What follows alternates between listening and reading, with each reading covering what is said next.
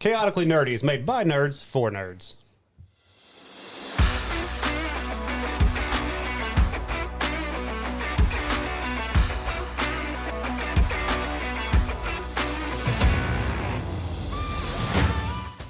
This podcast is made by adults for adults and children with bad parents. Adult language will be used and adult situations may arise. Listener discretion is strongly advised. Hello and welcome everybody to another episode of Chaotically Nerdy. Today with me is me, Ashley. Me, Jarrett. Me, Ethan. And together with us we have a guest. This would be our one and only Logan. Logan. Hello. The Donut Burglar. Donut burglar. The Donut Burglar, yes. On today's episode we are going to be discussing The Lord of the Rings, The Rings of Power Season 2. So. Dose. Yes, dose. What were your expectations after Season 1? Get the roll. Yeah, gotta roll. I am so used to not being the one running this shit, Jared. Because Tyler's not here today. 3. Tyler's not here. That makes me. Yeah, we didn't say that. That would be me. Our glorious normal host is absent. Yeah. He's fucking off somewhere. Yeah. Watching his kids. Yeah. Fucking off somewhere. Being a good parent. See, I thought we should just go over there and record there. We should have. We should have got the kids on. Yeah. It'd been fun. We could even got like some Peppa Pig in the background. Ooh, Bluey. They were watching. They were They were watching watching Peppa. Peppa Pig. They watched Cool. before. Yeah. Yeah. So is it me? It is you. So the question is what were your expectations after season 1? I was expecting it to slowly deflate like a flan in a cupboard and just end up being total garbage and worthless. I was actually expecting it to get worse. I don't know. I had higher hopes than that, I think. I don't know if we're supposed to roll, but I'm going next anyhow. Yeah.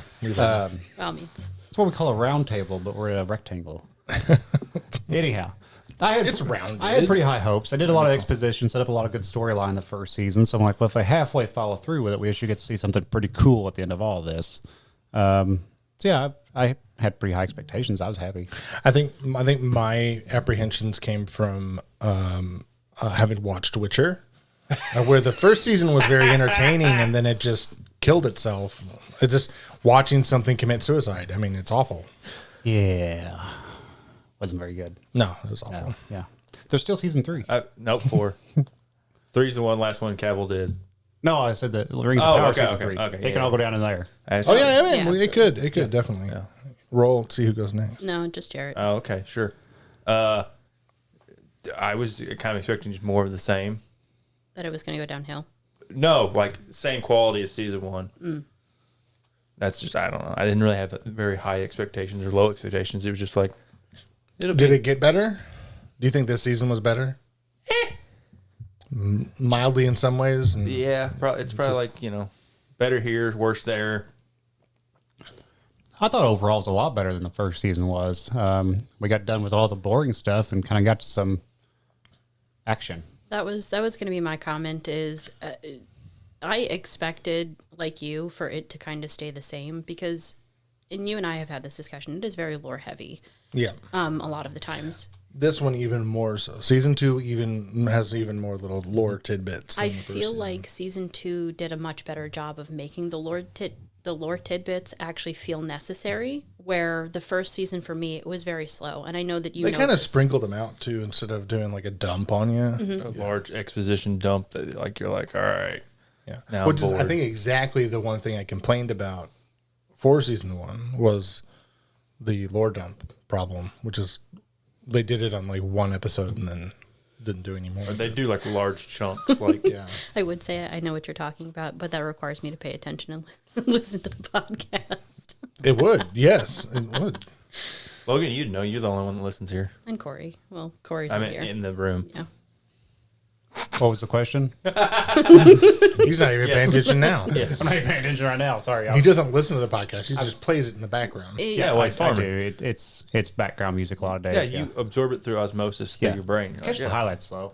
Yeah, it's good. Ethan was talking about how in season 1 there was a whole bunch of lore dumping that happened. Yeah, I mean there was, but it had to happen because there's so much backstory Imagine going into it blind. Yeah, if we had no idea what was happening, what the setup was here, this would not if the make a show lot of didn't sense. even explain anything Yeah. either, you're like, I was like, what the fuck's happening? I kind of did walk into this blind because Yeah. obviously I didn't know a lot about like.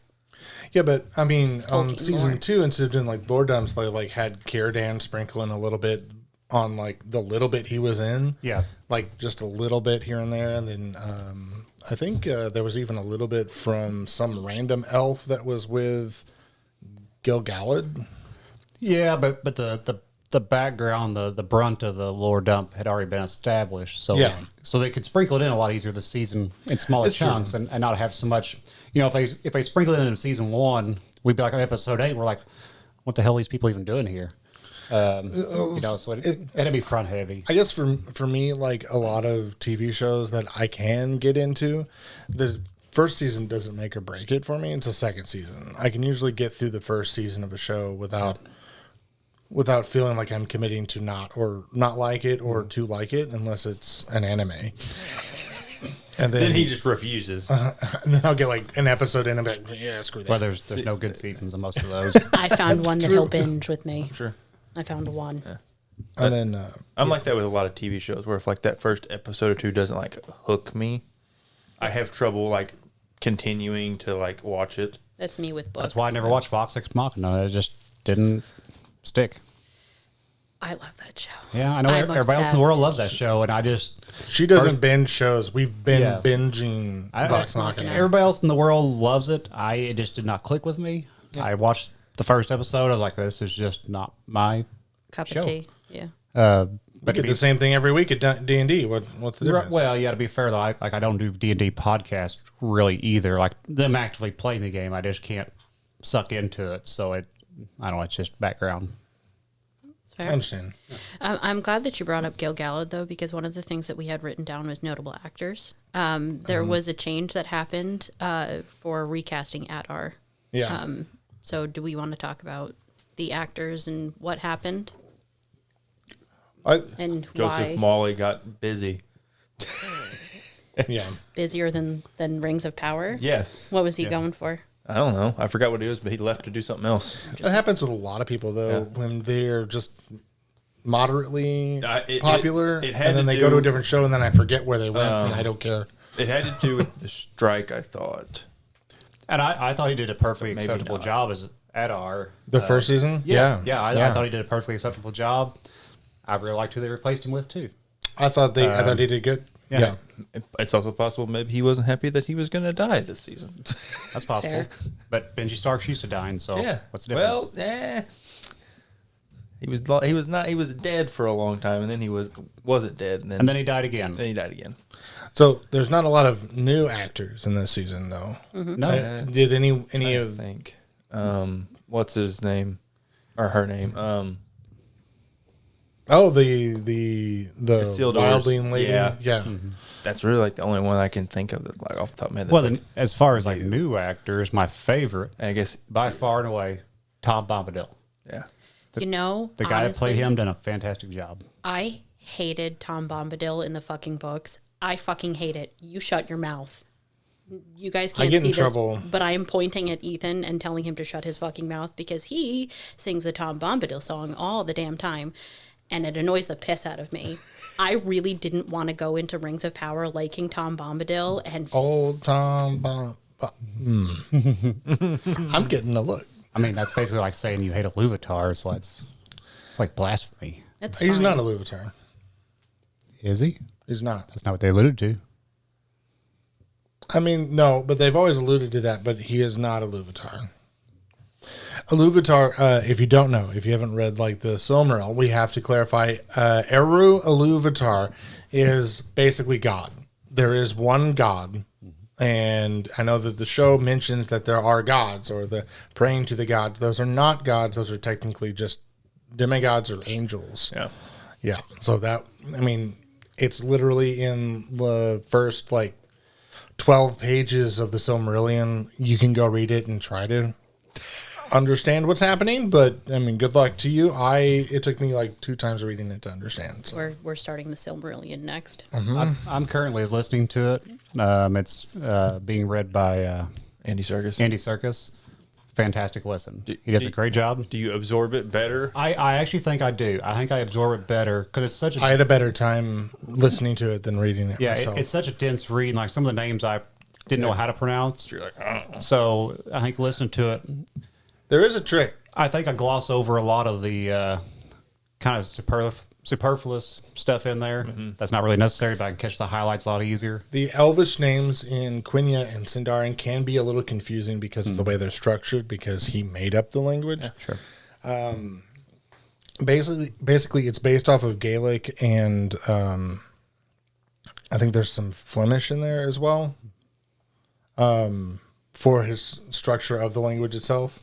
But then, like, the writing style for, like, the letters and stuff, he actually mimicked a lot of stuff from, like, Arabic. Because he was a linguist, right? Right. Yeah. But actually pronouncing them when they're written out in English, a lot of times what you can do is you can try to emphasize the second syllable.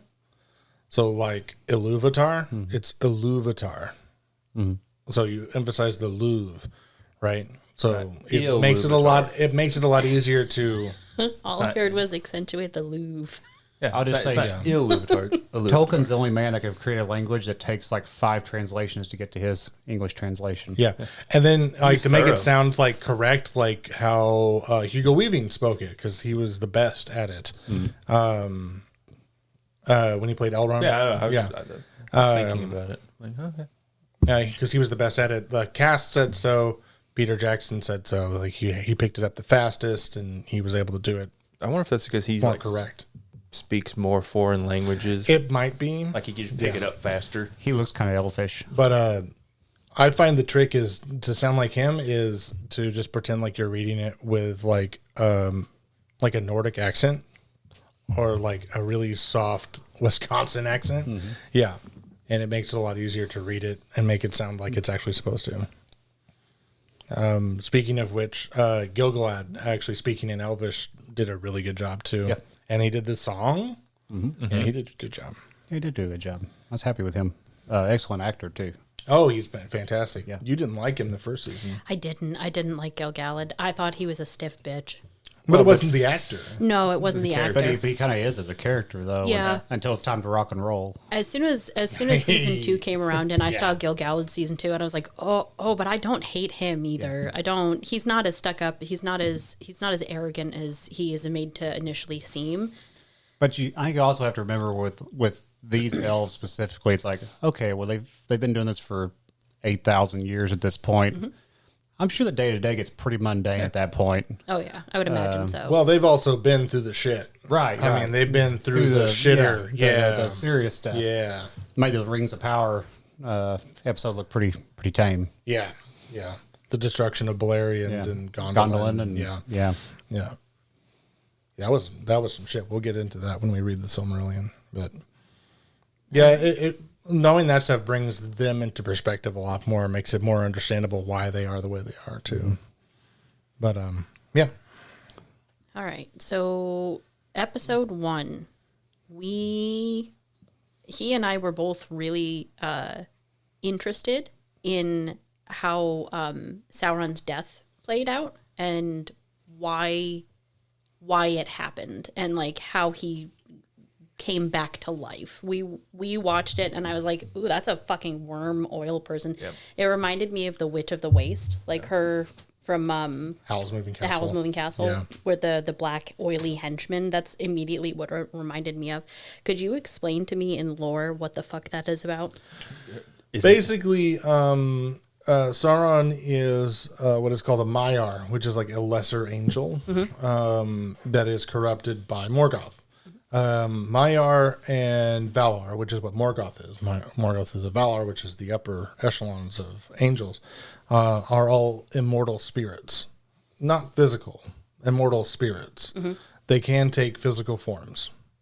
So I guess my question is why does Sauron take the form of black, oily, wormy, gooey things? It was basically him collecting his blood and then using it to collect others' stuff, like their flesh and stuff, to build a new body. I didn't like it. I was not a fan of it at all. Just because they gave me the creepy crawlies. Yeah. I just thought it was such a weird visual compared to how most things play out in this world. Yeah. It just didn't fit the bill for me for the tone of the series, I guess maybe. Did give the funny moment. I agree. We've never seen the death of a Maiar, though. I agree with you. I do have to say, though, from like the perspective of watching him actually locomote and like move in that form, you can definitely see like a human shape moving with. I thought that was kind of nifty, like the way that they were able to keep him in kind of a human-like shape. I thought it was kind of cool. Again, I'm in the same camp of it was weird for me because I was like, why is that a thing? Why is he turning into like this black oily substance? It's not lore friendly. It's not really lore unfriendly, but it is not lore friendly. Kind of like show created. Like It looked like it looked to me like they brought M. Night Shyamalan in for one scene. I can get behind that. Yeah, like The Village. But what was the twist? But what was the twist? He wasn't dead. that I guess Elrond I stole the guess. Declaration of Independence. Oh yeah. Oh, I forgot I wrote that on there. Yes, you did. Are you saying he looks like Nick Cage? No, he looks like Doogie Howser. He does look like young Neil Patrick Harris on Doogie Howser specifically. Yeah, he does. Not like old Neil Patrick Harris. No, he doesn't look like NBH now. So, Could you explain what you mean by the Declaration Yeah. of Independence? I just thought the whole chase scene was really freaking strange and kind of like it didn't make a lot of sense, and they didn't bring it in very well. Is that the one where he was running with the rings? They're like riding horses, and she's like, give them to me. He's like, no. And then they ran into some other elves or some shit. And it seemed really awkward more than it was well done. I just thought it was strange. Mm-hmm. Yep, strange choice. Yeah. That show, though, I didn't mind the Sauron's death flashback thing. Whatever. It was really strange. It's cool they got stabbed with the crown.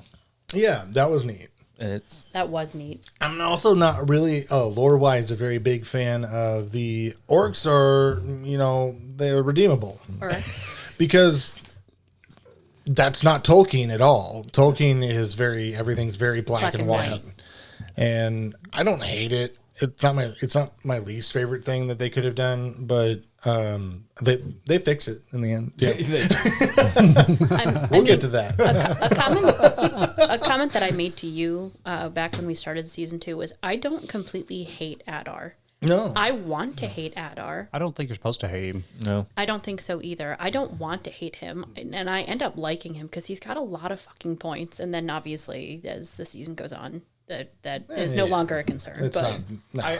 I originally viewed him as a strictly villain character, but I kind of came to see him as an anti-hero at the end of the season. that's what he was saying too. Yeah. But it makes sense though, right? Because he was a Noldor. He was probably corrupted against his will. Not specifically Noldor. He could have been Sindar as well. Yeah, he could have been He's an elf that could have is been not 5. corrupted. But I think we could probably safely assume he wasn't corrupted by being willing. No. So he's kind of making the best out of a shit situation, and I think he's trying to do what's right for his people, like any good leader does. He got the short end of the stick because he's a made-up character, and there's a established lore to follow. Yeah, we know what happens. We're like, we don't know. We've never heard your name before, so therefore you will die. We'll get to Red it shirt. at some point, but there was Literal something red they shirt. could have done with his character that would have made a lot of sense. Ooh, is this in the the thing that story. you and I were talking It's about? because of something he says later on, which I Right. have marked on here, so we'll Yeah. get to that. But because I wrote the script today, so yes. Wouldn't that be a nice surprise? what? What I think you're thinking. Oh yeah. Well, it's very specific, so we'll. Yeah. But another major thing I noticed in the first episode was Galadriel and Elrond. They didn't look as weird and gawky and awkward as they did The in the humans first didn't one. either. And the humans didn't either. It's like they got a new stylist They matured. in 5 minutes between seasons. Yeah, okay. But I did notice one thing. I really hated the way the stores looked. The Stores, like the- the actual, like other halflings. The first, the Specifically, nobody. The- Merrimack. Okay. The desert halflings, specifically Merrimack. As soon as he came on screen, he was like, "What the fuck is that?" I was like, "Oh boy, here we go."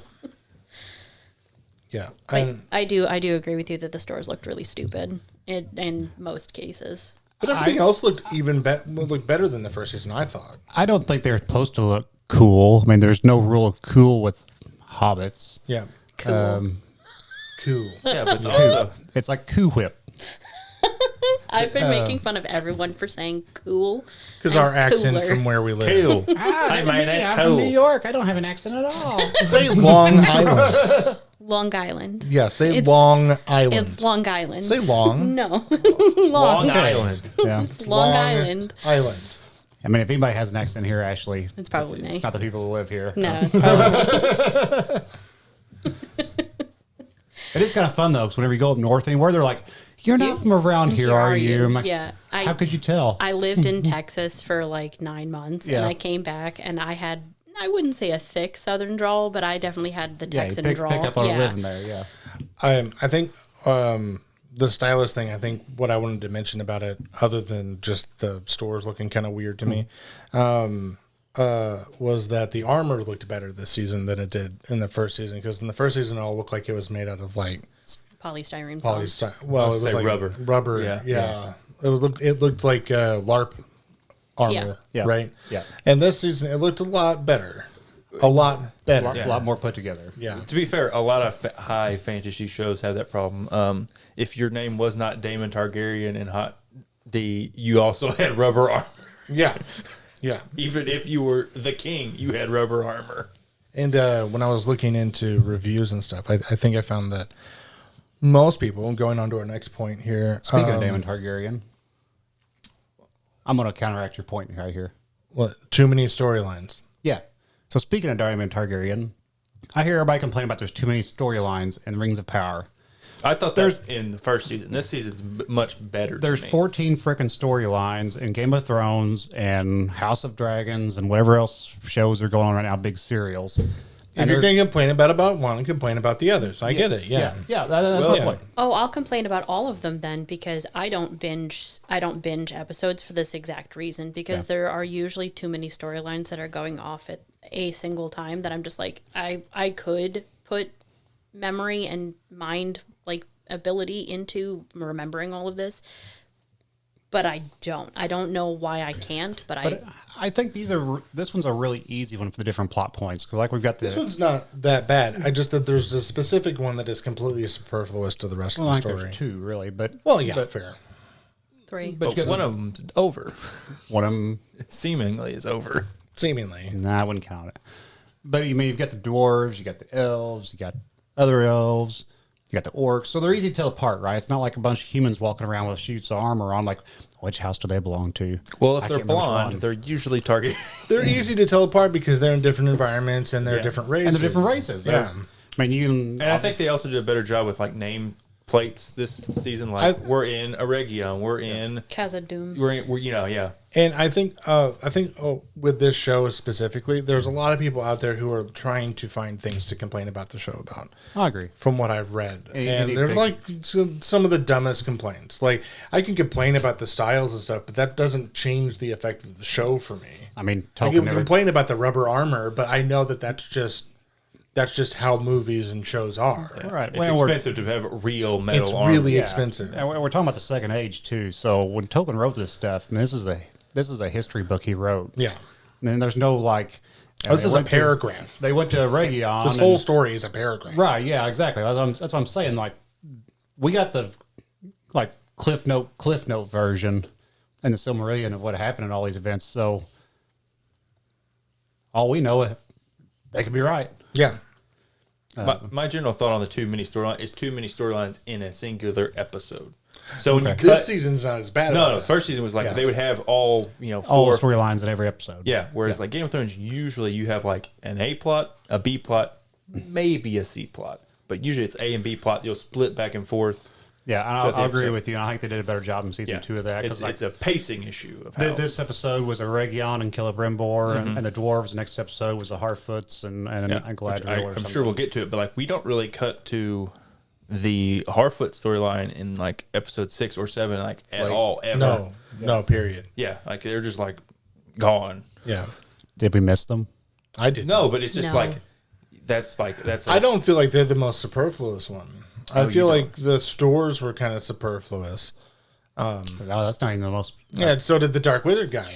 The most superfluous in my book was Aaron Deere. Aaron Deere Was was. Aaron such a Deere. worthless character. Ender's probably the most pointless one. We could have cut out 6 hours. The dwarves Wow, 4 were hours. also didn't have a lot of bearing on the actual. Sure. For the extent that they've taken it, Yeah, I sure. don't think they have an actual bearing on the actual story as a whole. It was a lot of don't dig, take the ring off. He's like, I'm gonna dig. And Fuck they just you, Dad. Or and they "Fuck you, just son." Recycle it. recycle it for At episode least the upon dwarves episode. got the real cool though. I don't think Aaron Deere got the real cool. Yeah, and this goes into the next point I wrote down was overplaying Gandalf not being able to control magic. We just spent a whole season, which is my complaint about it, was like we just spent a whole season watching Gandalf character, a stranger, not be Understand able and or to use his control the magic Yeah. that he has. Why do we have to do it through the entirety of this season too? Because up until season or episode 7 of season 2, he was Gandalf the Confused. Now he's Gandalf. Now he knows magic. Yeah. Now he found his magic stick. Which I get. This comment, his overplaying the Gandalf, not being able to use magic thing, this comment actually spurred from me bringing up the whole sandstorm scene. For me, that could have been condensed a lot. They didn't need it to be as long as it was. They didn't need to make it last from, I think, the end of episode 2 into episode 3. They didn't. I get why it's there, but I'm with you very much in the field of, I understand that he can't use magic, and him being able to and getting his ability to use magic is very, very important to the story, but they could have made it a lot smaller than what they did. Here's what I do. I look at it and I go, man, he is way stronger now than he was in Lord of the Rings. He does a couple things. He makes a light fucking appear in his staff Chaos that can magic. drive away Nazgul, and then he can fight a Balrog. And I'm like, yeah, besides that, he's not really that magical in Lord of the Rings at all. Well, they're not really supposed to be though. No, that's what I'm saying. He's way, like, his wild magic is like, Yeah.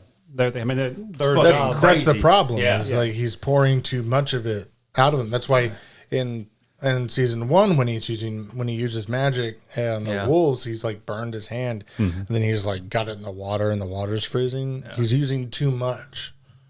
Yeah, because in Tolkien, he has to build it up. And in The Hobbit specifically, whenever the dwarves drop down to the goblin caves, whenever Gandalf is in there hiding, trying to save them, he talks about him sitting there building up his magic to do this really small, like, hat trick thing. I mean, that was it. And just to knock out all the lights. And I think they've moved away from that sort of magic into more fantastical D&D style magic, and it seems kind of incongruent with what we know. Yeah, it does, and that would be a complaint I might have, but what's the point in complaining about it? What's next? El Capitan. We were talking, we had a conversation about Halbrand and how Halbrand is now Anatar, which is, according to you, lore friendly, yes? Yes. It's exactly what he's supposed to be called. Okay. And I think he had to, because I mean, elves, like I said, elves have been around Gil-galad's been around for thousands of years. Celebrimbor's been around for thousands of years. Yeah. They're pretty haughty dudes. They're pretty smart dudes. No 40-year-old Numenorian is going to walk in and they're going to take him seriously or even give him the time of day. So And elves are also very haughty. racist. I was going to say, racist. They're like fucking go there. humans. Yeah, you piss heard off. about how Celebrand was talking about humans. Humans are Yeah, they're not worthy. they're not worthy. So there's no world in which Halbrand would have walked in there and they'd be like, yeah, you can teach us how to create the rings of power. So my ultimate question then, too, is why did Halbrand not immediately come out as Anatar? Why did he choose to change his visage? The writer screwed up. No, That would be Tolkien. Did he start as Halbrand? Because I thought he came down as Anatar to start with. no, not necessarily. Okay. I just took it as a writing device because if he was just walked in and was like, I am Anatar, Because they it's might supposed also to not be, believe him. Whereas if he's discovered, it seems a little bit more like he was trying to hide his Is opulence or his greatness. one of his other names that he goes by is the King of the Southlands. Okay. So they just gave him a name, Halbrand, Yeah, for 'cause- whatever reason, Yeah. which is fine. A person's got to have a name besides a title. Yeah.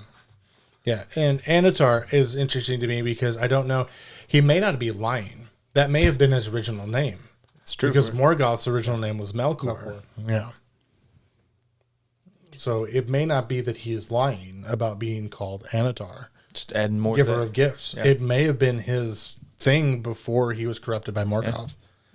adding more gaslight to the fire. Because God, he's bad at gaslighting. He's so it doesn't That's a necessarily thing that comes up. it doesn't necessarily say in the Silmarillion or anywhere in Tolkien's writing that Saruman is a Saruman? not Saruman. Sauron is a spirit of fire because usually the Maiar and the Valar have like an element sort of vibe around them. Well, they have a god they're created from, right? Sort of, yes. Actually, the Maiar, for the most part, came from before the creation of Arda, which is Middle Earth. Yeah. Right. So, yeah. So I thought it would be interesting that he wasn't lying, but that would have been not in just Rings of Power. That would have been in the Silmarillion and in the Unfinished Tales. So I just thought that would be cool. Just an interesting possibility. We're going to move on to 2. Isildur and Theo. Isildur is not dead, and Theo is awkward. So fucking awkward. Pointlessly so. Speak of extra plot point, Theo. Yeah. Yep. That serves no purpose. He's kind of with the Arondir. Yeah. I have my, because he's friends with Isildur now, I have my Theories. suspicions about what's going to happen to Theo and what Ghost King he's going to end up becoming. Which one? The one in the Dimholt Road. Yeah, the one that talks. Yeah. Oh. That's an interesting plot point. It might be. I don't know because it said that they had one time worshipped Sauron. Yeah. And they betrayed Sauron, and then in the end, they just didn't come to the aid of Gondor. Right. That's actually a pretty interesting. And Isildur cursed them. Right. I can buy that. I'd be interesting if he was the one that ends up becoming the king under the mountains. Yeah. I can buy that. Yeah, it just would be interesting. But Theo is the actor. It might be the directing. I'm not sure. But he is like trying, even though it's been like 2 years, he's trying to look, since they recorded the first season, right? He's trying to look as gangly and teenagery as he was in the first season. And it doesn't work very well. It just makes him look like a bad actor. Yeah. When I don't know if he is or not. I just want to point out that the reason I had you write and Barrack at the end of this is because I'm going to fucking riot if they kill that horse. I'm going to fucking riot. It's just a horse. I know. It's meat. But Meat is meat. Meat's meat. Meat's back on the menu, boys. It's horse meat, though. it's horse meat. But it would be a lot better if it had potatoes with it. I like potatoes. Everybody likes potatoes. Boil them, mash them. Toast. Make a stew. miso. Eagles landing on white castles is no basis for a system of government. Supreme executive power derives from a mandate from the masses, not from some farcical feathered ceremony. God. I was amused. All right, to start with, that they're talking about, at her father's coronation, the Eagles come to see it. And then during her coronation, the eagle comes and like, he's here for Pharaoh's own. Yeah. Yeah, it seems. We just spent 15 minutes talking about how the last one came for her father's coronation. Was it just like one person being like, but this isn't your coronation? Yeah. They're like, shut up, Tim. Get back where you fucking belong as they kick the shit out of him. Yeah. I just didn't. I thought that was silly. It was. The way they did it. It was pretty silly. Eagle looked cool. Did look cool. Well, the Eagles, if we're going to talk about lore stuff with the Eagles are actually from Manwë, who is the head of the Valar. They serve him. They're his as kind of watchdogs, his right? Watchdogs, messengers. Yeah. Yep. So it would be interesting if during a coronation, an eagle did show up, because that would mean that it is approved by Manwë. yeah. But again, I just want to point out that it was not his coronation that they were going for; it was hers. Yeah, it was. So I don't necessarily understand why everyone was like, "Oh, look, this motherfucker here." Because people are stupid. Bingo. Yeah. And a lot of them don't want Muriel to be queen. Well, I mean, that's fair. Yeah. That's completely fair. Well, there's multiple reasons for that. Yeah. One, she's only half Numenorian. She's a woman. And the other one's a woman. She wouldn't be the first queen of Numenor. Okay. There was already multiple queens at this point. Yeah, that was not a big problem in Numenor. Okay. But her father actually married some princess for some trading rights or something from down south, even more south than Gondor, down south of Peligir, because Peligir is one of the more southern cities in Gondor. Well, it will be. It's not Gondor yet, but Peligir, sorry. But it's further south where the Haradrim are from. Right. So actually married one of them, because at the time the Haradrim weren't actually corrupted by Sauron. Yeah. Yeah. And so he would have had probably a half Numenorian, half Haradrim daughter. Yeah. Or child at some point. Mm-hmm. Episode 4 was, in fact, quite a lot. On the list, we have an orc fight, mudworms, old Tom, spooky skeletons, talking trees, useless people, a.k.a. Arondir, the Great Value Legolas, and why did Galadriel sacrifice herself, supposedly? Because they're like, oh, she sacrificed herself for us when she didn't die. Mm-hmm. I mean, she knew what she was doing. Yeah. Yeah. It's not her first trip around the block. And then this is also where Adar, at the end of the episode, says the thing to Galadriel. Yeah. Do you remember what she said? It's a greeting. The stars shine upon our meeting, or something like that. Yeah. Basically, no, it's not just a greeting. It is the greeting that Celeborn gives her in Doriath when they first meet her husband. So that's what you think she is. Yeah. When I first saw that episode, oh God, they're gonna make Adar Celeborn. And and I thought the ring was gonna make him look normal again, which was interesting at the end because it did. And she's like, I don't know you, and I don't know you. I'm like, okay, is she stupid, or has it just been that long? And then they're like, yeah, and like, oh no, it's not Celeborn. Okay, definitely not him. I think the writers were doing it on purpose for people who were into the lore. It's like a red herring of being being like, oh, it's an interesting, which I like doing that. It also may just be something that Adar knew had happened, because Galadriel was so famous for being the most beautiful. She's called the Princess of the Noldor. So maybe, who knows? I was cracking up when you wrote Arondir is the Great Value Legolas, by the way.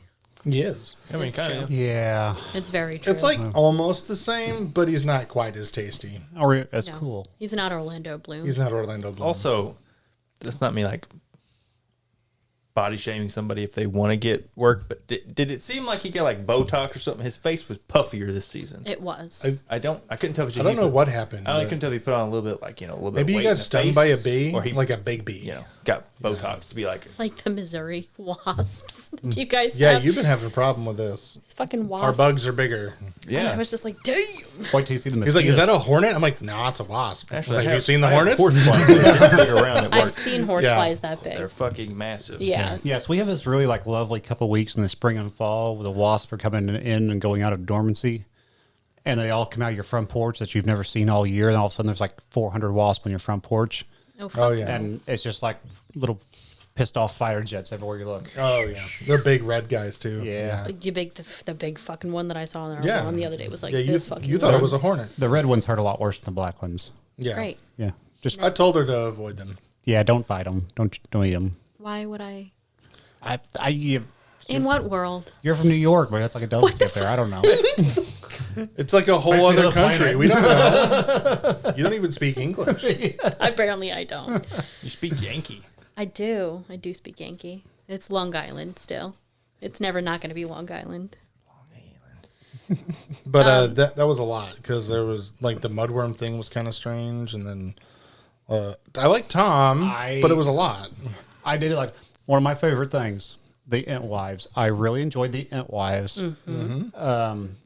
I wish we knew what happened to the Entwives. I wish we knew where they went. Maybe we'll find out. Was she covered Maybe. in cherry blossoms?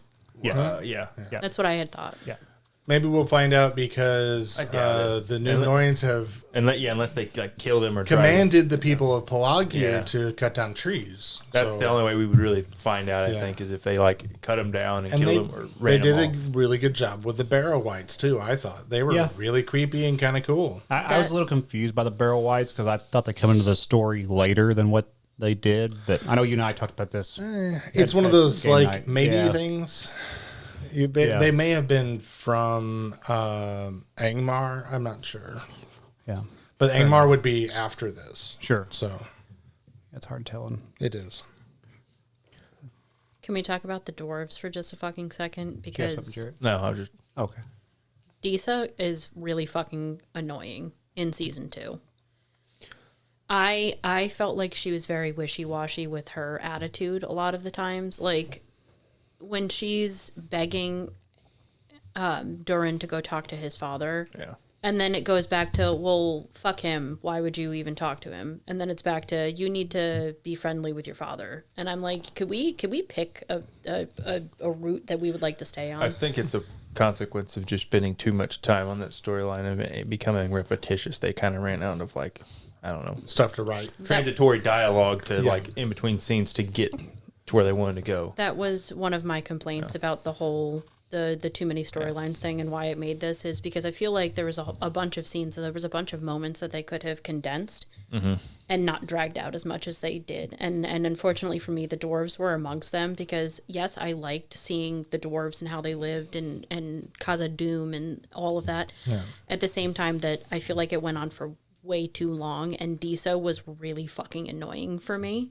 I personally, wonder if that's because in season 1 everybody liked that part, so they're like, "Oh, you want more of that?" Yeah. And then they didn't have anything of substance to do Right. with. They're like, "Oh, we Well, fucked because up." I did think in season 1 she was entertaining and she was funny. Yeah, like the Elrond plot with him going to Kazoo Yeah. is very good. But I mean, she was like the quintessential hearth and home person, and they didn't overdo the singing thing. They did it like one time, and then at the beginning of this season, they just kept doing stuff with her singing, and I'm like, just shut up already.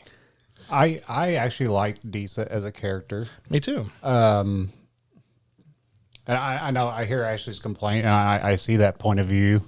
However, it sounds like a lot of family dramas we see pretty commonly in real life. The way that kind of played out, but Toxic relationship. That's fair. fair. That's what it is at the end of the day, right? It's a pretty toxic relationship, probably with his father. But I mean, you've been under the man's thumb for 100 years at this point, so there's a lot of backstory. And it there. would make sense, I guess, because the dwarf males in general, as they're portrayed in the movies, are generally pretty obstinate, and they can be annoying, and they can be contradictory to themselves. So it would make sense that the women were also just in their own way. Maybe, guess would maybe make sense. it's coming from me, who I am, as you probably have figured out, and actually probably everyone in this group, I don't really get along with most females. So I think that's probably shut up, Jarrett. I think that's probably where it comes from. Is just I find a lot of women really annoying to start off with. Like Callie, our dog, Collie. Kali is fucking annoying. That fat bitch. Kalema. Yeah. Sometimes you just wish you could. Just waiting for the right 2 a.m. moment. She shit on my floor the other day. She That almost would've been fucking it. got it there. But yeah, I just maybe I find most women annoying. I don't know. I really didn't like the amount of times that they broke people's fucking arms this season. Like 2 times this season. They did it one time the season before. Yeah, but it's a handier device than like cutting somebody's head off if you're trying to keep the ratings a little better. Which I get, but coming from somebody like me who I don't do well with breaking bones, like even fake breaking bones, it freaks me out. So I was just I was grossed out every single fucking time they did it. You were gonna say something? I don't remember them breaking any arm. It glossed right over. I'm like, I don't remember them breaking some arms. That was the temple It scene. just all blends in. Where- The temple scene where the guy gets stabbed in the back. When Isildur's father. Farazan's son comes in and was like, break it up. This place has been condemned. Isildur's friend? And Isildur's friend Okay. breaks his Yeah, arm. I kind of vaguely And then remember gets that. stabbed and in they the get back. stabbed in the back. Oh, yeah. Yeah, he broke his arm, had him at sword point. That's Ellendale's right. like, no, don't kill him. The But they people keep will riot. But they keep killing off the token diversity people. Yeah. Yeah. Yeah. You worried about that? No. Oh, okay. I mean, they don't But they they- don't exist, right? They're all named characters. Maybe that's that- why I they didn't think about that though with the breaking the arms thing. It keeps the ratings down for like the violence. That was like 30 seconds before you stabbed the kid in the back. Yeah. But- Yeah. Well, they didn't show any real Right, blood with They it. showed like a stab point. They just showed the sword coming out of his chest. And I guess it's kind of accurate. You wouldn't see the blood until it really ripped it makes out. you dislike Farazan's son though. Oh, I hate him. Oh, Oh, he's a yeah. Yeah. fucking Yeah, cunt. I mean, Farazan's no. Oh, no he's going to wi- get it at some point. I can't wait for Isildur to He's no winner. fucking kill him. Oh yeah. I mean, he's no winner, but his son is a real like class A shit. Yeah, like Farazan's like a normal. Oh, like, you're evil going to hate douchebag. Farazan by the time this is done. Oh, I know, Well, I to be know. fair, if you also recall during the season, didn't Farazan pull his son aside and tell him to get his shit together? Yeah. Or yeah, else. he's being really bad. It's Yeah. before that, isn't it? It's at the beginning of the season. Yeah, it's sometime. before he does the temple thing. And that's Yes, that's what spurred him on what to spurred do him it. on. Then he was like, So I want to prove myself, and then then Farazan's like, maybe I fucked up a little bit here. start a full blown civil war. Fuck off to Middle Earth. Goodbye. Yeah, because he does kind of punish him and being like, all right, now go to. He says, your mother told me, he said something about his mother telling him something about him before she died. And how And he he's was like, going to my die. mother. He's like really interested because his Yeah. mom's dead. And then he's like, well, I'll tell you if you get your shit together. And if not, fuck off. Then I'm you're, like, wow, what a shitty dad. then you're gonna find out the way that your mother was talking about how you fucking died or Yeah. some shit like that. Something, yeah, it was crazy. Because there was definitely a threat in his statement. Yeah, Yeah, well, Farazan's not exactly Great. Mr. Rogers. I mean, it's speaking of, sorry, actually, I'm going to jump ahead to this next point. By all means. Strange women walking into pools of seawater to talk to sea monsters. There's no basis for a system of government. Supreme executive power derives from a mandate from the masses, not from farcical aquatic ceremony. I disagree. This is a more. It's not like basis of power. It's basis of like judgment. I- Like she is pure. I strongly believe if we would throw all of our political candidates into one of the tanks of SeaWorld with some killer whales and see whichever one comes out, we'd be in a much better place. I'm okay with that. Yeah. But we wouldn't elect new ones by the same deal, saying, "Oh, they came out of it. We're going to put them in office." Let the orcas judge. Yeah, I'd be okay with that. I think we'd probably run a better ratio in the long term than what we do ourselves. So I'm fair. It's the thing with the quote. That's a quote from Monty Python. Flying Yeah, Circus, right? yeah. Yeah. But it's so funny. Then they do that, and then they just go, It's no, not that doesn't Flying fucking Circus. count. it doesn't matter. They're like, nah, actually, It's not fuck Flying off. Circus. Which is it from? That's Monty Python and the Holy Grail. It's Holy Grail. Yeah, Holy That's it. Grail. Yeah. Flying Circus is the show. Okay. Yeah. I was very offended for It's a the hot second. same thing, honestly. I mean, it is just a movie of It's a just show. more of the same. Yeah, They're both good. I like them both, so it's fine. That's fair. yeah. I did find that funny. They just decided, actually, this doesn't actually count either, so fuck off. Yeah. Dead. Yeah. It just seems weird. It's just weird. It's strange.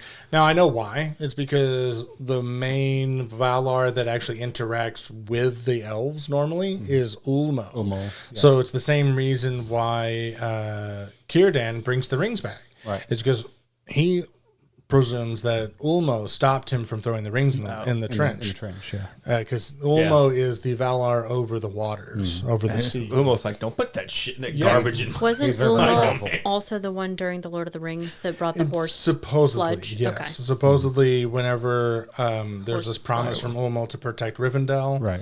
or Arwen. something like that, and then Arwen calls up the waters with the elvish words Yeah. in Quenya, and the horses come and smash the Nazgul, right? There's Sort of. That may be it. It may not be it. It's one of those things like I think it's that way, but it may not be in lore. It's one of those things like it's not specifically said. Gotcha. There's one thing that would have made that scene a whole lot better for me. Whenever they're fixing to push her in the pool, Pharaoh's stand back there. If he would have yelled out, just release the Kraken, Yeah. and pushed her in, that'd been a lot better. Made a lot more sense. Yeah.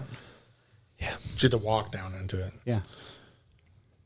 I have a question for you, Mr. Lore Master himself. Huh? Can Uruk make trebuchets?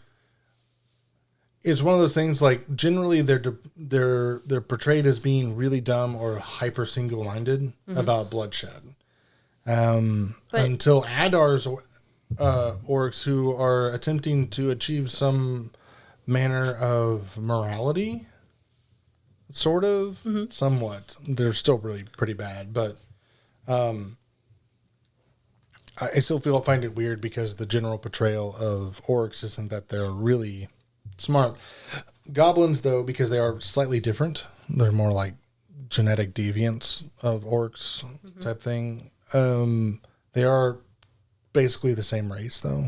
It's like us versus Alabama. I mean, it's Right. One's had a little more inbreeding. right. Yeah. So But they're really good at engineering bullcrap, right? Oh, yeah. You fix anything down Yeah, there. yeah. give them a 2x4, some nails, and some duct tape. Oh, They'll make yeah. you Yeah. Yeah. radiator. Yep. That's exactly what happened. That's exactly what I'm saying. Yeah. Is like contraptions of like torture and stuff. Like they are mentioned to being made like being able to make those very efficiently.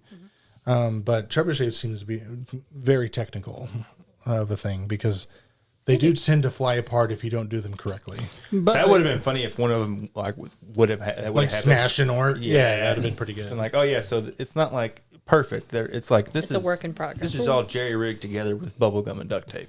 Because in my concern was in Lord of the Rings, whenever they have them, they do have trebuchets. Well, that's They what I was do, going. yeah. That's what I was going to bring up because later on, like we have Grond, Yeah. right? Well, Grond was it's a giant battering ram. It's not, Well, yeah, I know, but it's a Massive. battering that breaks down.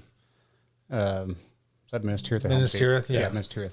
Well, yeah, they have trebuchets there, don't they? They Or do. those, Then they have the ladders they pull up, basically more or less siege towers. That's also what 2,000 years later. I don't know. Is it? That sounds right. It's like 4,000 years later.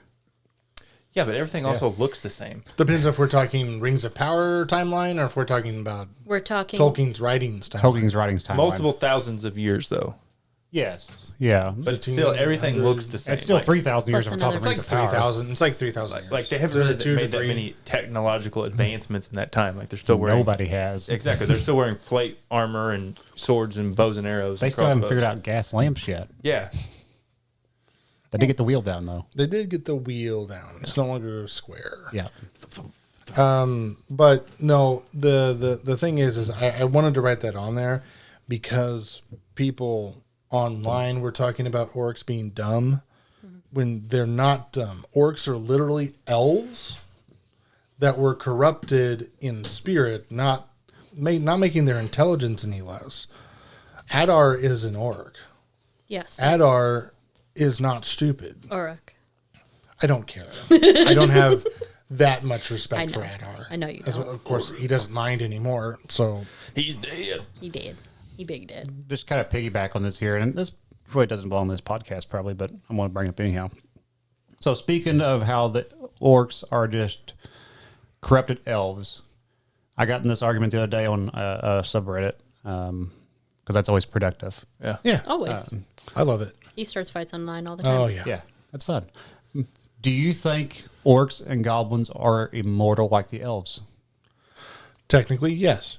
That's what I thought too. It's just not shown. Like Well, we don't really have like a orc to follow because they're usually like Yeah, I think they dying have, in battle. right. I think that's why they have short lifespans, is because they die violently. Yeah. But I'm of the firm belief that they are immortal, just like the elves they were created from. Yeah, there is no evidence to me that has suggested otherwise. But if you think about it, though, that's why we get these massive orc armies every 1,000 years. They're like, oh, it's peaceful for 400 years. Yeah, the orcs are over there breeding like rabbits for 400 years and they don't die.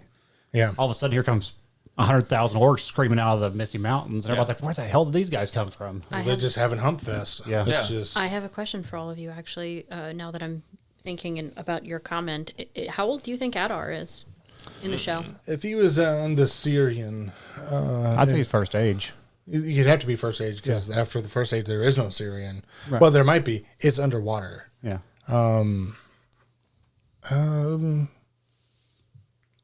It depends. We don't know who he was. Yeah. I'll go with old. Brilliant. But I mean, he obviously, well, we know they were corrupted very early on, and I think it would probably be 15 to 4,000 years, like 1,500 to 4,000 years, somewhere around there. well, I mean, they were corrupted early on. It's hard to say. Shortly after they arrived in Middle Earth. There were more taken later on. Okay, but still, it's still like year of trees. Most right? of them that were ever taken were taken prior to the split between the Noldor and the rest. Oh, the Sindar. Kinslaying. Prior to the separation of the Noldor and the Talari elves and the Sindar who stayed behind, because basically the Valar offered them, it's like, hey, why don't you come to Valar because we like you guys are cool. And the Sindar's like, nah, we want to stay here in Middle Earth, in Balerion. You all right? Did you get a Charlie I got a horse? freaking Charlie horse. Oh. Don't mind me. I'm over here just massaging my thigh. Just got a Charlie horse, I promise. Yeah. Need some help, Jared? That's on your side, bud. Good left hand. My arm. Old lefty. Stranger danger. Stranger danger. But what's left is the Sindar, and then the Noldor come back over. And that's the only ones that come back to Middle Earth, is the Sindar and the Noldor. Now, before they split, before they even ever go to Valinor, is when Morgoth, and assuming other Maiar with him, that are eventually turned into Balrogs and Sauron, are like kidnapping elves and turning them into orcs. Okay. But I don't think they kidnapped. I know they kidnapped several of them. Quite a There's- few. There's whole bands that just go missing out of that timeline completely, whether they were wiped out or like elf napped. I have no idea, and it never was said. But I think at some point it would probably not be expedient to say that they kept kidnapping elves when they just like, well, we can breed them a whole lot easier and we can trap them, and like torture them and to twist them. So it could be very older than Galadriel. So it could be. Okay. It's hard to say. And he knows Galadriel, so I'd say they've been around Not a enough while. evidence in a particular direction. Just Correct. they are old, Yeah. or he is old, rather. This kind of brings up our next point, because though we had a really, really nice big fight scene with Eregion and whatnot, why is it that the elves feel as weak as they do? They feel kind of pathetic, Well, that they can't really. It depends on which elves you're talking about. The elves that protecting Aragon, yeah, they suck.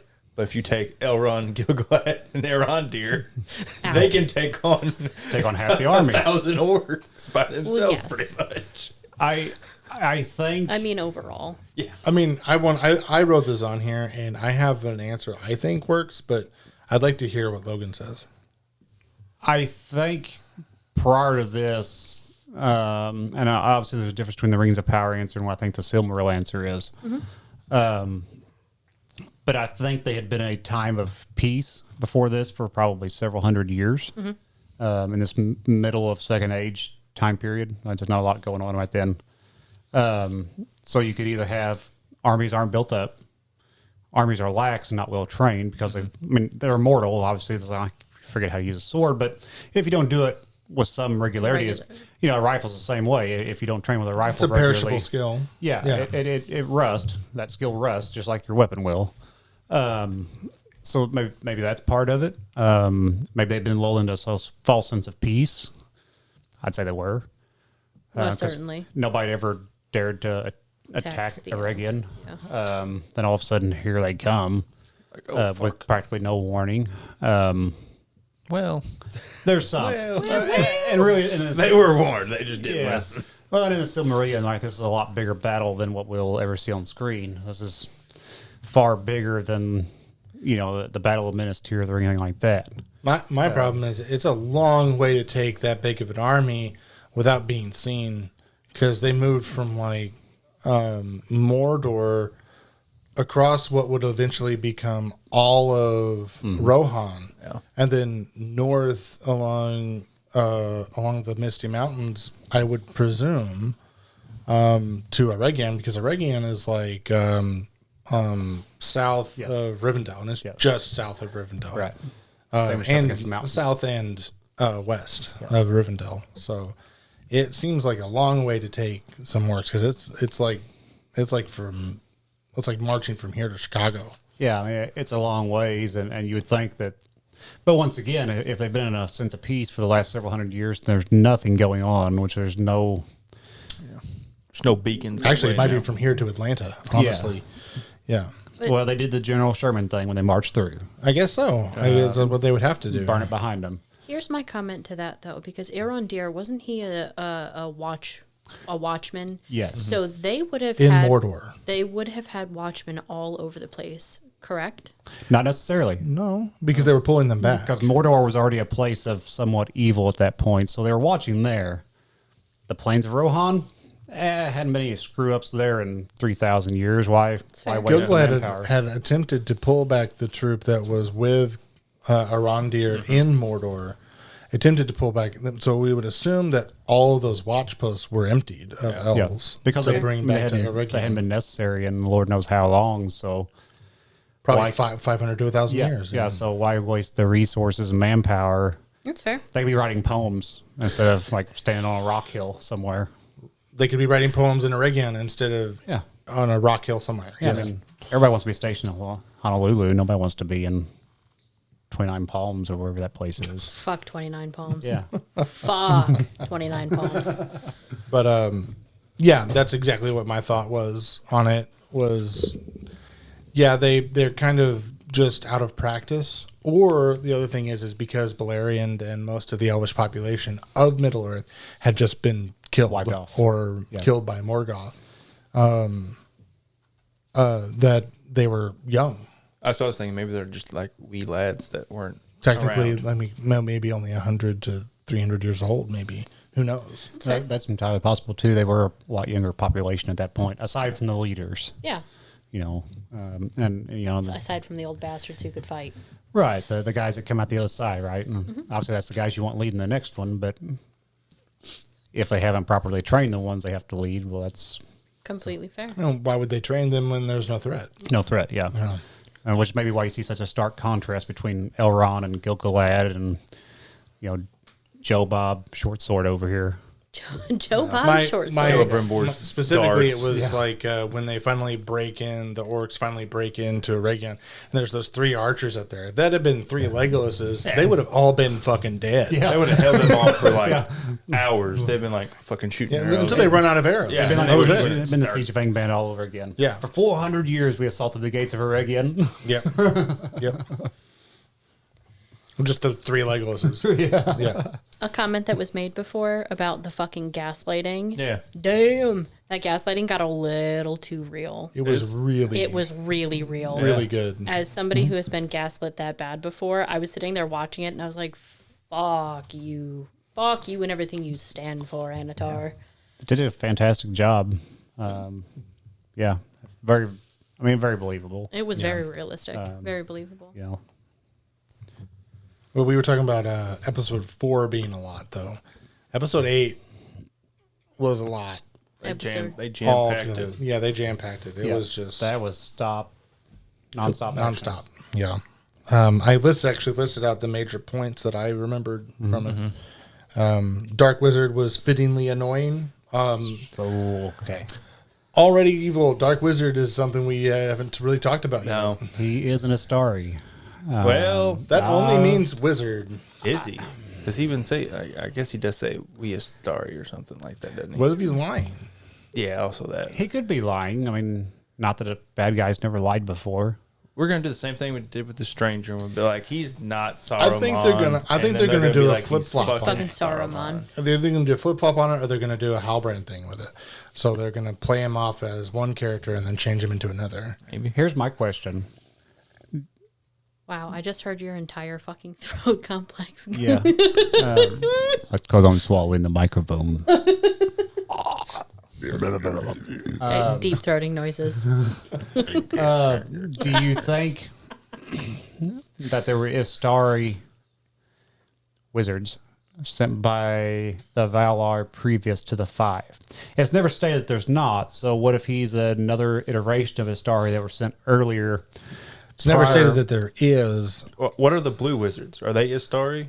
Or are they Yes. just okay? So Aren't they here before? the only ones that are mentioned, the only ones The five? that are mentioned are the 5. Yeah. Saruman's, Saruman, Gandalf, Radagast, and the two The 2 blue wizards. And then they give names and some appendices somewhere, but I don't remember what they are. Yeah. It's like Balthazar and some Yeah. other weird name. Yeah. Yeah. He just whole lifted Balthazar out of, It's out of what? or did we lift that out of? Yeah. Okay, that makes more sense. Pretty sure Balthazar is an old, like, Mesopotamian That's what I name. was thinking. Is like I'm Sumerian. pretty sure. That's what I think. Sumerian. He just lifted it out of that. Pretty sure. Pretty sure. We Well, pull a lot of stuff out of lore all Yeah. over. So. Gandalf is just a staff elf. I mean, No. elf is literally all ancient, like ancient German. Yeah. It is Grand Elf, not Staff Elf. Grand Elf. Gand is staff. Yeah.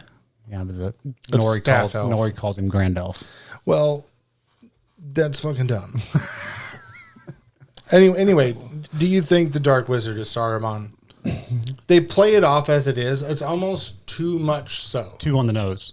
I wonder if they're going to try to pull a trick on it because they like to do that in this show. Mm-hmm. Like whenever they, the 3 weird white witch ladies Yeah. came up and were like, it's Sauron, you're Sauron. And Yeah, but we also got resolution in that season that he wasn't. So right, They right. were like- But it may be cliffhanger, maybe Yeah. it is. Speaking of those witch ladies, can we just comment on the fact that fucking Eminem is leading them?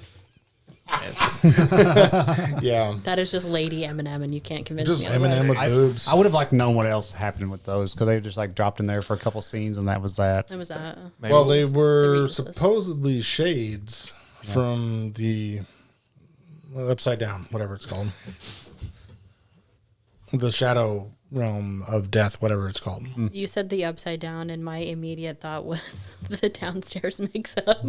Well, I yeah, know. it's Eminem with boobs. There is probably a downstairs mix-up too. So, Do I think? I don't know. We'll find out. we'll see. I'm not going to bank on it. I wouldn't bet on it. I don't. I either don't way. think so. It just doesn't make sense. Were you sad that we didn't get to see a Celebrimbor banner? Celebrimbor banner. Mm-hmm. What do you mean?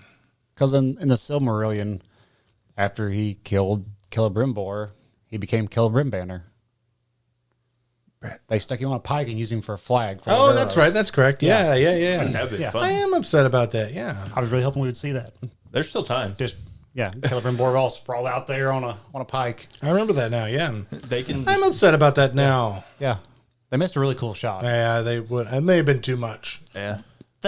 He's nailing him to a post with arrows. It's the same thing. They just took the post outside and waved it around the air at the elves. I mean, to be fair, watching him pull the arrow shaft down and then let it go was a lot. So Yeah. Yeah. And we get to see Narsil. the sword. Yeah. Almost in a shot for shot homage to, Yeah. to when he gets the sword from Elrond. Yeah. Yeah. The reforged Narsil. Yeah. Flame of the West. Yeah. It is nearly the exact same. Yeah. Yeah.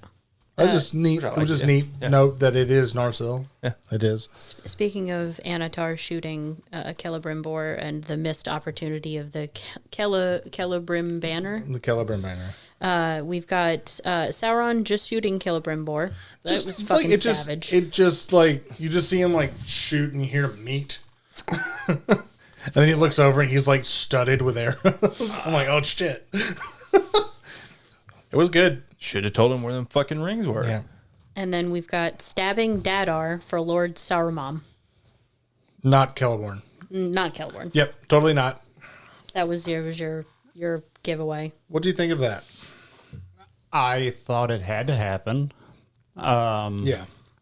I think I'm glad that it did happen too, because I think It's a good way to book in the season when we start on Adar flipping the orcs versus against Saruman, and then Saruman flipping the orcs right back on Adar, being like, "Yeah, look, Well, you stupid fuck." I think it kind of solidifies that Tolkien view that the orcs are not redeemable. Yeah, Because like this guy has tried so hard for Lord knows how long to give the orcs a safe home and place to live.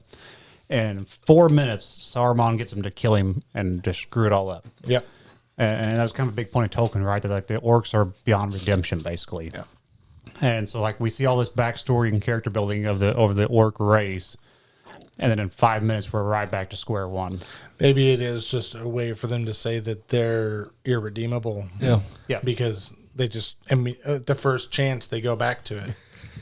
Like, Yeah. like they are like, what? We get like free tacos for a week? Yeah, we'll do it. That was basically the extent of the promise. And then he ends up killing the That one, yeah. daddy orc. Yeah. Dadar. No, the daddy orc, not daddy Oh. orc. Like the one that was like He, like, cuts his reporting. throat out. Yeah, at the very end, he's like giving him bad news, and he just fucking kills him. I was like, yeah, that's Sauron kills them. yeah. Sauron kills him, and I was like, yeah, that's what you get for fucking betraying Adar. You stupid assholes. We thought the Balrog looked really good. That Yep, Balrog sure. was Looks so cool. fucking cool. That Doesn't was make a no sense. epic scene. One didn't make no sense. It's too early, isn't it? No. No. I thought him being there is too early. No, it just means that the corruption is there. It's Durin's Bane is the Yeah. name of the Balrog, so it had to kill Durin. But I Well, thought he killed Durin 6, not Durin 3. This isn't Durin 3. I It thought is Durin 3. Yeah, the it's daddy's Durin 3, and the prince is Durin 4. 4. Maybe he kills more than That's one what I'm Durin. saying. He's supposed. That's why. He Maybe gets the name, last isn't Durin it? he kills is Is Durin 6. 6. Well, maybe they seal him up for the next 400 years till they forget and go digging It again. kind of seems like they sealed him up, and then it's just more like a little Easter egg. Like, yeah, it's down Because there. they're still in Casa Doom. It's Yeah. not like they left. Yeah. Yeah. So who knows? We'll see. The weird but cool fight between Sauron and Galadriel. How do you feel about that, Logan? I mean, it was cool. I was expecting more Yeah. from two like master bladesmen warriors. I didn't really expect this little tit for tat dance we did around all the rocks. And the hat stab. Yeah. Yeah. I expected more. How about you? I thought it was cool. I thought it was pretty good. It was him changing forms that got kind of strange. Did we see? Was that supposed to be Celeborn? I thought it was her brother. Is it not her brother? I think it was don't her remember. brother. I don't thought know. it was supposed to be her I brother. haven't watched I didn't season get- one, so I can't remember. I'll What have to her go back brother and looks look, like. but I mean, I didn't actually. Yeah. I couldn't actually tell who it was. I think it was supposed to be a brother because he killed her brother, you know. Then he turned yeah. into Celebrimbor. Yeah, And then I he turned into her. Believe it was her brother. Okay, I'd have to look again. and then he turned into He turns into Halbrand. Halbrand. He Yeah. turns into Halbrand first. And then I think it's her brother, and then Celebrimbor, and then herself. yeah. And then she fights herself and Yeah. then gets stabbed Mm-hmm. by the hat. I did note that while that entire fight scene was going on, she was doing way too many kicks and shit, and like spinny When she shit. wasn't before in the same episode? Yeah. Yeah. I was like, why are we adding extra steps that he's going to be able to see through? Like, Yeah. Have you not ever watched Capoeira? Most of what I know about Capoeira came from that one episode of Bob's Burgers. So That's all anybody knows it from. It's Brazilian dance fighting. yeah. Lots of lot. he lot- made lot the of kick- Capoeira guy made Bob like shit his pants. That's all I know about Capoeira. Yeah, You it's a can lot make of people shit their pants. unorthodox kicking going on. I can make people shit their pants too. It's Capoeira is dance. It's literally dance fighting is what it is. Interesting. Okay. Also, the last thing on the season was the establishment of Rivendell. Da-da-da-da. Yeah, I thought it was a good ending. Yeah, it was a nice little poignant ending. Yeah, It was not very well spelled out. It's, No. it's like I had to ask. I'm like, is that supposed to be Rivendell? I could kind of infer it's that. obviously Rivendell. Yeah, Is but it? if you're not a big like Yeah. Tolkien fan, it's not obviously Rivendell. You're like, okay, they're all like hunched on some rocks here in Yeah. the canyon hiding. Then they look to the future. Yeah, they weren't like, this Everybody is at the where same we'll time. call our home. I saw a video the other day where they took the. I knew it was going to be soundtrack out. Rivendell before they got there and looked at it because of what was said about it. But that might just be me being Right. You have a foreknowledge token- from the lore. Yeah, Yeah. a token nerd will know that, but the average viewer won't. It would. All the story beats would lead you to believe it would be Rivendell, but they don't come out and especially when they said that say- Elrond led them there. I was Yeah. like, yeah, it's definitely Rivendell. Well, I mean, that's how it happens in Silmarillion Yeah. too, right? He leads the survivors from Eregion and founds them Ladris. Yeah. But if you hadn't read the Silmarillion, you don't know that. Yeah. You're like, oh, He founds Rivendell at Imladris. Imladris was already the name of the place. okay, potatoes. I mean, no. New York, Potatoes, New York. tomatoes. No. I'm sorry? New York, New York. Yeah, New York, New York. Yeah. Fuck that place. It's the whole state. But also, is this the end of Warrior Galadriel? I sure hope so. It would appear to be. I think so. And Jared and I talked about this Yeah. the night I came to game night, and nobody else came to Yeah. game night. Sorry. Yeah, I'm still bitter. With a whole pie to He yourself. got to take a Whole whole hot pot apple pie, crumb topping. that I'm he had to still eat mad by about himself. Mad that. about it. Yeah, well, get what you get, and you don't throw a fit. We weren't even in this state. That's not his fault. That's your fault. It's a poor excuse for missing apple pie. It's fucking true. That's a middle finger for you. But Jared and I off the talked about press. this though, and because he asked the question about the rings healing her and how she turned from this warrior Galadriel to who we see in the Lord of the Rings. Yeah, when she's just stuck in Lothlorien. Yes. Yeah. She's not stuck there. Well, she stays But there that's though. where she Yeah. stays most of the time. But I think the ending here where she was not healed by one ring but by two rings, I don't think they were just healing her physically. I think they were healing her spirit as well. Because elves are, Yeah. their spirit is all they are, right? Because whenever they die, they go back up and float around a wall and come back down and reincarnate. They go to the halls of Mandos. Yeah. Yeah. Yeah. It was, they just Yeah, go yeah. up there and And they float just kind around. of float around, and then they come back they become real elves Yeah. again. Yeah. And then they go back through the door, and then they are Yeah, it's baby time. just a whole cycle. But what I think though is I think being such spiritual beings, the ring not healed her spirit as well as her Yeah. physical body, and that's how we kind of start to see this transition from warrior Galadriel to But it makes sense because Weird the, Galadriel. Lady, the, like the Lady crown, Galadriel, yeah. because the crown that he was carrying is Morgoth's crown. That is the crown that held the Silmarils. Right. Because you've been listening to some. Have you got to that point? Yeah, you had where all you- of them in there at one Yeah, point. you had all of them in there. Yeah. Which would have meant that the hat had a lot of power going through it at some point. So it's actually got some potency behind it. some residual magic. I have a probably. question. Do you think that Galadriel is stepping away from her warrior ways and going more towards diplomacy and being who she is in the original trilogy because Elrond was one of the people who was wielding the ring? That was also my other question. Now we get to have like Elrond The warrior, stepping up to be like the leader of the Yeah. elves. 'cause like he's supposed to be. he has to be for the last battle. Because that was something that I had noticed is that Elrond, who was adamant against the rings for a really long time, put on Nenya and Yeah. was actively healing Galadriel. So I'm kind of curious if they're just Swap. swapping That- places. That's I always assumed, even in season one, I'm like, they eventually are going to have to do a swap here or something because it just didn't make any sense that we had- I don't think so. Going back to what I said a while ago about healing her spirit, because elves are a peaceful people by and large, spiritually at least. So I think you can't use Fëanor as an example. He was a villain. You can't use the whole of the Noldor as an example. Yeah, well, they got off on a really bad foot. But anyway, I digress. But I think by healing her spirit, it put her back at peace and ease. I don't think Elrond, after this, I don't think Elrond will see him as near the warrior that we saw snippets of. We didn't see much warrior Elrond so far in Rings of Power, but I don't think we're going to see much more of that.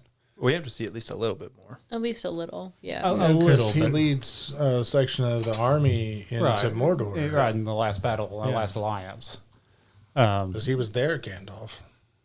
I was there that day, I was there. 2,000 years ago. Boom. Yeah. But I don't know. I think that they wanted to bring that in, but it makes me wonder when they're going to bring in. It's still wondering when they're going to bring in Galadriel's husband, because he's alive somewhere. She just doesn't know where. Maybe that'll be part of her She thinks story. he's dead. Maybe that'll be Her season 3 story. Yeah. I don't know what the hell else she's gonna do. She's not warrior Galadriel. Like she's just gonna be like going through some healing, and maybe his presence is what She needs. she needs. Yeah. I don't know. Maybe she goes learn from all the Entwives. She needs a man. I don't know about that. I don't think they're going to play that storyline. Galadriel don't need no man. I do imagine Galadriel is a man. she'll get some sort of hint that he is alive, and she'll be like, "I have to go find him." Maybe. And then she finds, because he went to Rune. Maybe she goes to find him and finds El Gandalfo. Well, I was thinking that'd be fair. I was thinking that she was part of the band that all ended up in the Shire at some point. Led the Harfoots there. Maybe. Yeah, wouldn't that be cool? That would be She's interesting. like, you guys are looking. Okay, speaking of Harfoots, let's get off on a tangent, because this has bothered me for the last 2 seasons now, as a whole. Which obviously we talk about how the Harfoots are not necessarily story, but the Harfoots are the lost Israelites, right?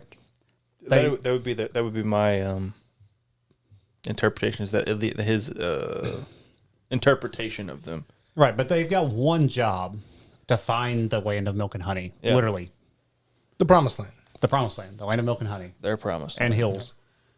New Zealand. However, at somewhere in this point in travels, somebody forgets to tell everybody else what the hell they're walking for. And then they're just walking like, that's just what we do every day. We just pack our crap up and walk. We're like homeless vagabonds. Touch it once and it breaks. And this is why I can't have nice shit. Yeah. It didn't break. It didn't break, Tyler. It's fine. Everything's cable fine cover. here. No, I know what you're saying. It seems ridiculous, I don't. but they are ridiculous. It's true. It doesn't seem that ridiculous to me that like a nomadic people would forget eventually after a long period of time forget why they were nomadic. I mean, it depends. We don't know how long they were there, Yeah. right? It could have been 40 years. Israelites got lost in the wilderness for 40 years. Oh, I'm sure the Harfoots have been gone longer than that. And they're like, oh, we just have to cross the river. Yeah. I mean, it's It's right there. We can look at it. it's over there. This kind of leads me to another question: is what is the difference between a Harfoot and a Stoor? The color of their skin. Bad hairdresser. That's fair. Bad wardrobe. One of them has leaves. The other has like Sand. scratchy loincloth sacks. I hate sand.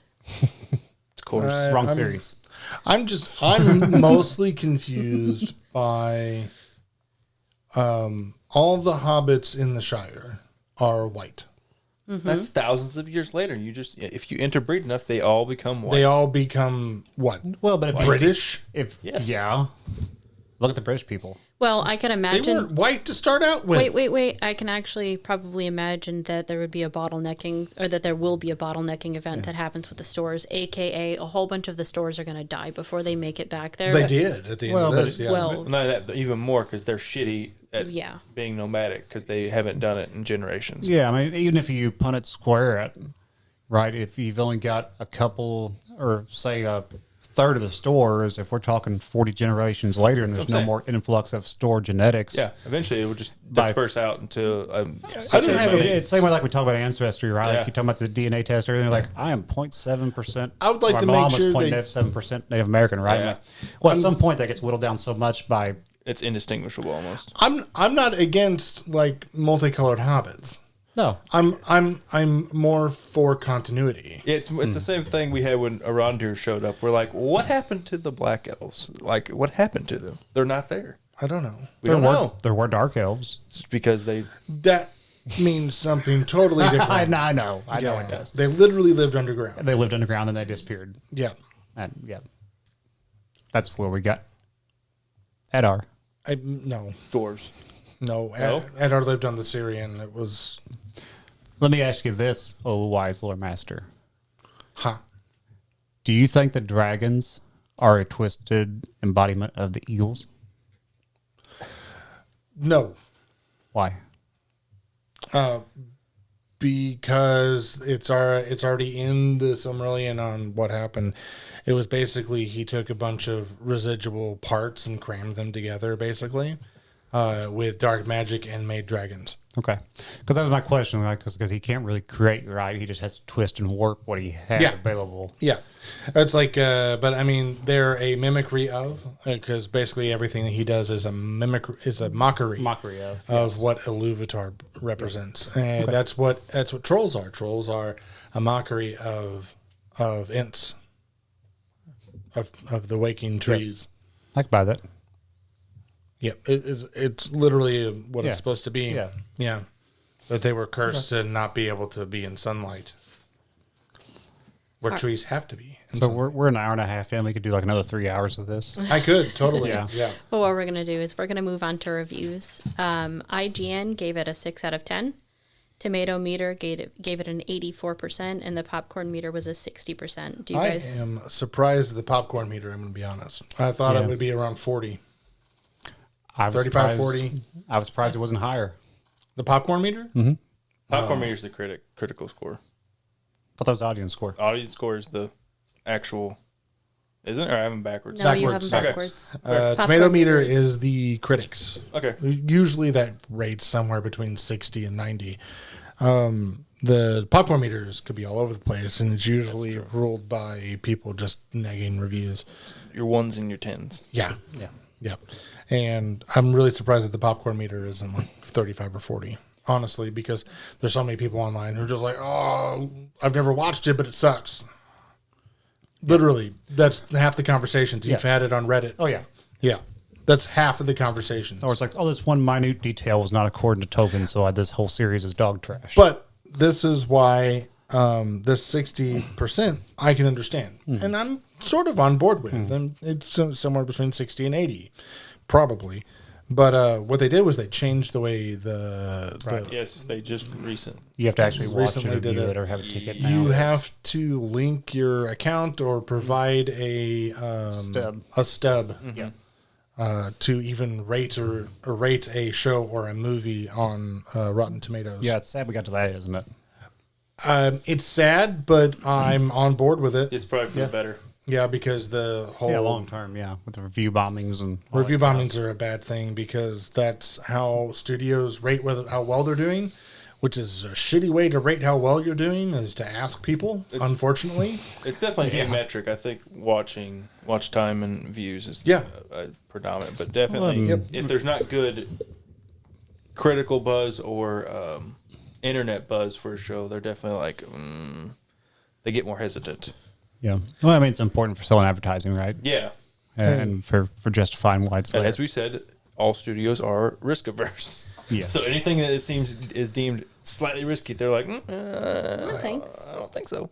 I don't know about IGN. I've not really liked IGN for a while on anything. 3 out of 10, too much water. Yeah, That's precise. 21 years ago, Ethan. Yeah. Do you know what we're talking about, Ashley? No. They gave Pokemon Ruby or Sapphire, which one, that game a 3 out of 10 because it had too much water. Pokemon Sapphire was my literal fucking favorite one. Because the whole eastern side of that map is all water with the islands and stuff. It's an internet meme. That's such bullshit. I'm with you. I have noticed lately, though, that IMDb's individual reviews for episodes have been rather on point. Speaking of IMDb, we're going to rate them. They're all out of 10. I'm just going to go through them really quick. We do usually do how many reviews there are. I didn't want to look at it. So it'll be, you won't get the entire season reviews, but because it's all lumped in. Because it's a season 2. Yeah. The show review is the only thing. You don't get seasonal reviews on IMDb. Okay. So for episode 1, it got a 7.2. Episode 2 was a 7.0. Episode 3 was a 6.3. Episode 4 was a 6.7. Episode 5 was a 7.2. Episode 6 was a 7.0. 7 was a 7.8. And 8 was a 7.7. So the 7 was the battle, which is usually gets a high review because it's action. People like the action, and it gets hyped. Yeah. So I'll just do how many reviews at the first episode and the last episode, because generally it starts high and goes lower as you go along. The first episode will always have more reviews than the last episode. Because people just eventually drop off, or they'll just do it for like review purposes of like a season or whatever. So episode 1 of the season had 18,246 reviews, and then the last episode had 12,534 reviews. That's actually a lot closer than I thought it would be. Yeah, I was expecting around 5 or 6. I was gonna say under 10 for sure. Yeah. Fair. So we're going to roll. Of all of the episodes, which one was your favorite? 2. Singular episode, I would say probably 7. I'm struggling to think of an episode I liked more than that. On the show, period, I bet. Yeah. 7. That's probably your favorite episode yet. 7, which one? That was the battle. The battle. Was it the battle? Yeah. Well, because you got Gilgalad coming in and being a badass. A fucking badass. Yeah, he was really good too. Yeah. All right, ready? 3. Would be 1, 2, 3, 4, 5, 6. Yeah. So it'd be me. I would say 2 or 8. 2 had the little lore tidbits that I was really hyped about with Círdan, and I really liked that. I really liked the conversation, and then the allusion to Ulmo interacting on behalf of the rings. I thought that was pretty neat. 5. That's you, Logan. Which one was your favorite episode?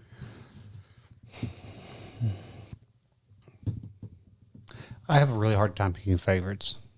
Sir? I really enjoyed the season as a whole. I'm not going to pick a favorite episode. What was your favorite scene? My favorite scene was probably Durin charging the Balrog. That is one of the more epic scenes we have seen anywhere in a Middle Earth franchise. Is that shot right there of him jumping off a cliff with his axe. What a badass. Into a Balrog. Yeah. Dead badass, but a badass nonetheless. Does that make any impact anywhere else in the story? No, not really, but that was my favorite scene because that cool meter was up to like 12. I do have to agree with you. That was a pretty cool scene. I also... I particularly think I like the scenes where... I think it's the last episode where Elrond is forced to put the ring on because it's such a change in character for him, and it's not something that he would have done normally. But I think if not for Galadriel, then it wouldn't have changed, and it wouldn't have progressed him along to the point where he's at. I think the whole like the battle and the loss of Eregion and the loss of Celebrimbor and all that knowledge that got burnt up, I think that changed his opinion on the rings somewhat, not like fully, and I think that because of Galadriel, I think that was the straw that broke the camel's back. Yeah, I mean, he's probably still in somewhat of a trauma shock at that point. Oh, yeah, probably. And like Galadriel's is one little piece he can hang on to, and all he has to do is put on this nice little fancy ring to keep this one little piece of himself and his people intact after everything that's happened in the last, few weeks at Eregion. Yeah. Plus, I mean, he's got to marry her daughter someday. So Well, there's that too. Got to keep her alive for the lineage. maybe he put on the ring, and then he was like, "Oh, I get visions of the future." He saw things from the future, like his daughter. If I put on the ring, I get to give a ring. Yeah. Lose a daughter. Age is just a number. Unless we're gonna rate the show, I guess that's it. That's it. Well, how rate the show? would you guys rate the show? We normally rate the show. How would you rate the show? Start with you. I will do a 7.5. Logan? 8.125. Okay. 8.126. Damn it. 7.1.